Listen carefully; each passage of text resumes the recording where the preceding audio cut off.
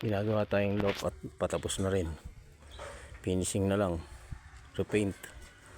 Tapos chine-check kung ano pa yung kulang. Bali ang sukat nito is 8x5, 2 door sliding, 2 trap. Ito labasan ng viewing, may aviary siya. Ito aviary. Sukat niyan 8, 5, tapos 3 feet. May Taiwan trap na rin, yung tinatawag nating ex machina. Ay na rin ang viewing. Ayan o.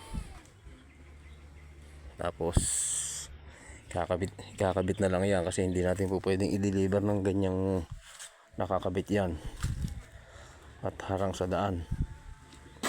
Ayan. Mamaya pag na-deliver to, i-upload natin at bigyan ko ulit kayo ng ano.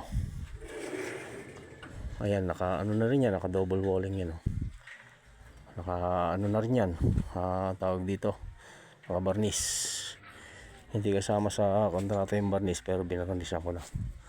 Tapos yung sa may pinto, meron nakalawit na ano, para hindi nababasa yung loob, naka protection siya.